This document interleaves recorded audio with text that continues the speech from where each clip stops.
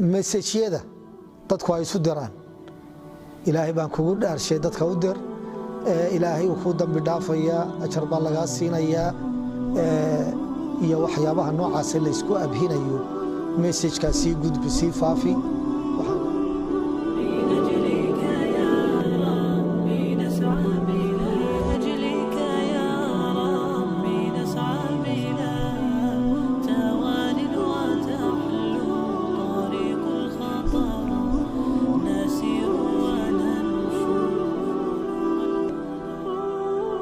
مسجيدا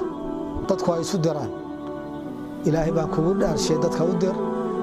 ilaahay uu ku dambi dhaafaya ajar baa laga siinaya iyo waxyaabaha noocaas la isku abhinayo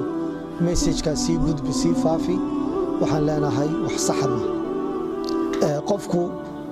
awalan waxa laga doonayaa waxyaabo badan oo dadku isdhaafsanayaan waa khuraafaat ama waa ahadiis nabiga aan ka sugnayn calayhi salaatu wassalaam ama waa masaa'il diiniya oo banaabura baabadana waxyaabaha lagu adkeeyo inta wanaagsan saxiixa ana uma baahna in la isku khasbo ama la isku abhiyo ama la isku dhaariyo ama dadka loogu hanjabo hadaad iska ilowdo waxba ku gaaraya waxyaabaha soo dhan waa khalad waxaan leenahay qofka ay soo gaadhana waxa haboon cid ku dhaanta inuu iska hubiyo waxaas ma saxiix ba ma sugan tahay hadii loo cadeeyo inay sugan tahay oo diinta ay kamid tahayna xaq buu leeyahay inuu faafiyo inuu iska daayana xaq xor buu yahay inuu iska daayana xor buu yahay ma banaana saxna ma aha